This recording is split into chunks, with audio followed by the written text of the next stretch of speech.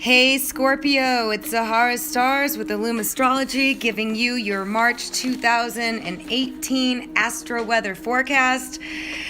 Woo! We got another blue moon month, of course. We have a full moon in Virgo on the 1st and another full moon in Libra on the 31st. And these are really going to be moments of clarification, illumination, realizing things, sudden intuition kicking in. Full moons are full energized, energy that's going into that particular house. And for you guys, having the full moon that's occurring in Virgo on the 1st is going to be illuminating your house of friends. It's your 11th house of friendship groups, associations. So some of you can find out something about a friend. Some of you may feel like you want to become part of something, join a group, an association, become part of something. Or nonetheless, the full moons are going to illuminate this area for you. So you're going to make some, you're going to have some realizations in this area. And the end of the month, on the 31st, the full moon that is going to be occupying your 12th house of the subconscious mind. And this has everything to do with illuminating secrets and things that you didn't know, usually about yourself. This is your subconscious mind. This is where secrets are hidden, things that we are unaware of. It has a lot to do with our instincts. And, our subconscious mind is actually what manifests more so than our conscious mind, and why it's a very important part of our natal chart to have illuminations there, to discover things about yourself that you didn't know, discover feelings you had, fears you have, of why do I have this fear? Why do I think this negative is going to happen? Or, things like that.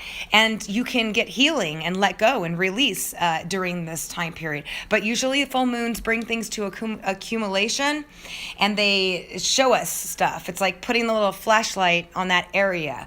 So you can come up with some deep insights about yourself, and even some hidden talents or ways you felt that you didn't really know. So this is really good. This is going to help you move forward. And it's just going to be a short-term energy. The new moon is going to be a little bit more powerful, and that one's going to happen on the 17th, and that's going to be in the sign of Pisces. And that's always an ending and a new beginning, not necessarily so dramatic, not to where, an ending, and, it doesn't have to be that way, although it can be, but it's usually not. And it's going to be happening in your 5th house of love and romance, okay? And creativity and self-expression. So those of you that are single, this house is going to be activated, okay? And it's going to kickstart some activity happening. You're going to be invited to more things. You're going to be more social. You're going to be liked. You're going to be liked by everyone, okay? It's the 5th house of like public praise, fun, parties, children, romance, love, all of that stuff. So having a new moon there is going to bring, some insights too. Like if you're in a relationship that's not making you happy, it could very well end. Or where you're not feeling like it's going anywhere, you can decide to end it and start new. And then new people are going to start coming into your life. If you've been single for a while and you're looking, this is going to activate this house. This is also going to help you have more confidence and courage and want to have more fun. And when you're in this mindset of let go and let be, have fun, be free, play, hang out with friends, that's when you're likely to attract also, because everybody loves somebody that's having a good time and out with friends and having fun, and then you're socializing, and it's your chance to actually meet more people, so that way you can pick and choose. But this house is definitely going to be illuminated when this new moon in Pisces occurs on the 17th. And Jupiter and Mercury are going retrograde this month. And Jupiter's retrograding in your sign. And that's going to happen on the 8th. And that is about, revisiting your, how you want to present yourself. Jupiter's abundant in luck and all of that. So, having them in your sign is definitely bringing you guys a lot of opportunities, getting accolades. People, of course, there's other things going on in individual charts, so I can't see that far, but this is just general for everyone. Having Jupiter in your sign, a lot of opportunity comes to you. You feel more positive, more abundant, and as a result, you tend to attract things to you. Mars will be transiting your 2nd house of earned income Okay. And it's only for the next for the first 2 weeks of March. And that means that you're going to be putting a lot of efforts. I talked about this last month, actually. Into into your earned income area sector of the house. It also is about acquisitions, purchasing things, buying things, making more money, being busy at work to where you have to work hard for your money. That's going to be for the first 2 weeks of March, and then it's going to be when it moves into Capricorn, which will be on the 17th.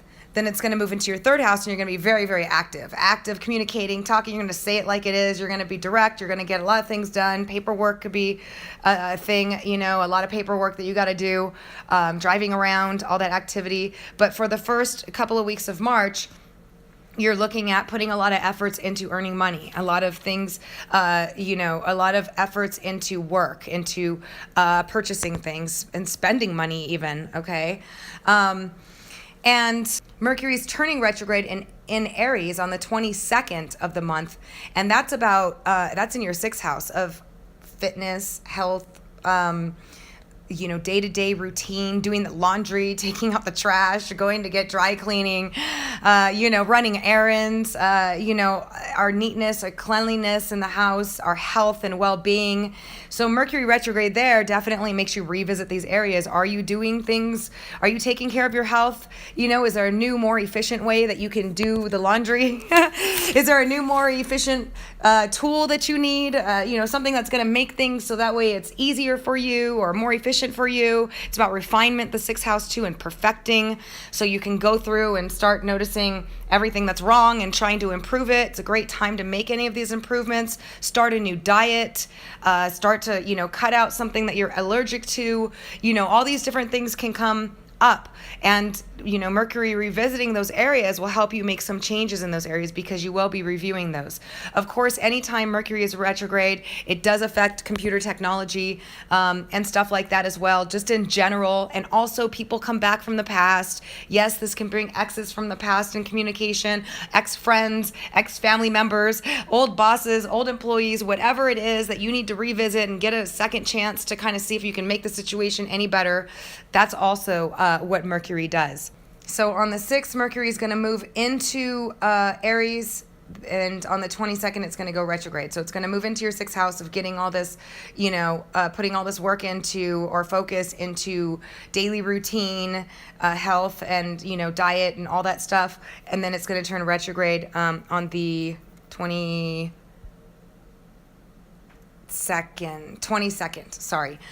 Yes. So, you're gonna, this month is gonna be, it's gonna be rather interesting with the retrogrades because it's always about revisiting, and going back through stuff and opportunities coming back to you. Okay. It's also where we reap the rewards of the seeds that we planted. Now, with whether it's, with you started working out or you started doing something and you start seeing the results. If you started, contacting, or you contacted someone, or you're in sales and you made phone calls and contacted them and you didn't hear back from them, they can come back to you. It's all about these faded, karmic situations coming back to you, but also reaping the rewards of efforts put in. So that's what's going to be going on a lot, because when Jupiter starts on the 8th and then Mercury follows on the 22nd, there's going to be this time period of a lot of rewinding, going back and fixing stuff. But overall, the month is really awesome. The only days that I'd say do not, to be mindful of is on the 11th, because Mercury will square Saturn, and that's always can be a negative mental day to tackle on projects or stuff like that. You can be really focused, but you might be more reserved in expression, or you might find yourself more irritable. It's not a bad day because Mars in Sagittarius is trine Uranus in Aries, which is very bold. It's opposite energy. It's like you're going to want to just take off and try something new, but Mercury square Saturn is going to be you can't do that. You have to focus. You have to do work, that type of thing. So it's a very interesting energy. But really, the 13th, because Venus in Aries is going to square Saturn, and this is not good for relationships in general. Try not to schedule your first date on this day. But also, if you're in a relationship, just be mindful, because you're going to be really picky. You're not going to be a ton of fun to be around. Usually, Saturn blocks our diplomacy and our ability to say things politically correct. So sometimes we can say things that are offensive on this day just because we're feeling frustrated, we're aggravated. Saturn shows us our weakest links. It's not bad that Saturn does this. It's just that our delivery could probably be a little bit better. So I wouldn't schedule any meetings or dates on that day. And if you're in a relationship, watch for picking too hard on your mate that day. Or being too harsh. Don't make any rash decisions on the 11th, the 13th, and also on the 23rd. And that's because Venus in Aries is going to square Pluto, and that's when we become all or nothing.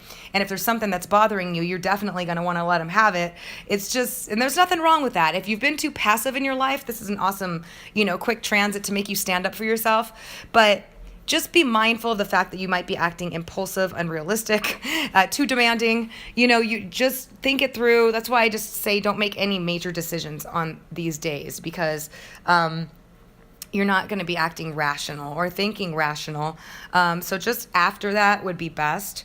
But to try something new, definitely on the 28th, Venus will conjunct Uranus in Aries, and that's a day that you're going to just want to go, if you want to try something new, do it that day, because you will be supported, and, you may even want some personal space, and you may want to just go out on your own and be bold and daring and try something new, and if you're in a relationship, just be mindful of the fact that you might be like, I need more girl time, I need more guy time, I need to just be away, I just need to be, I need to break free, and even if it's not that you need to break free, you might temporarily for that short period of time feel like you want to, and just watch for causing unnecessary drama, because when you're in a relationship, you do have to be mindful of your partner and their needs. I know that when these transits happen, sometimes we could care less, right?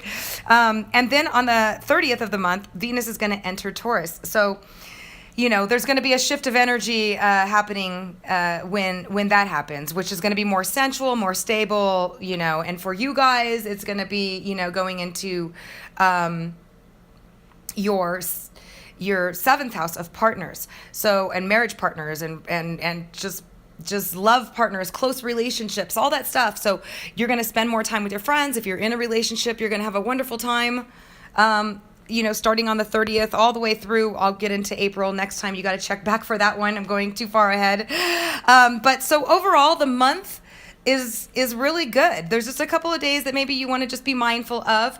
But, there's some really nice aspects this month that are good for friendships, love relationships for you guys, and also thinking about your strategy of where you want to go, what you want to do, how do you want to be recognized, whatever. While you have Jupiter in your sign, it's not going to happen for another 12 years. So don't be afraid to take risks and to take chances and to stand out and to, if you're not happy with something, check out other options, because you're lucky under Jupiter.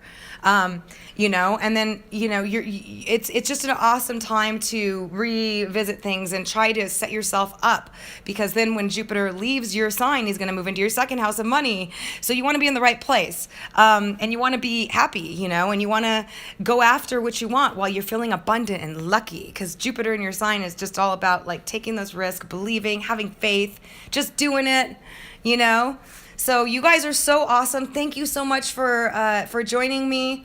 If you like this, please give it a thumbs up and please subscribe so you'll be sure to get all my latest uploads for April. I'm also going to have a few more uploads this month with a lot of different aspects going on and kind of breaking them down.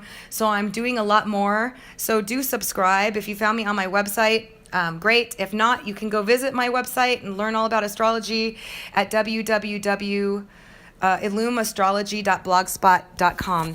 Again, thank you so much for joining me. Have a fabulous month, and don't forget to check back in April. Bye.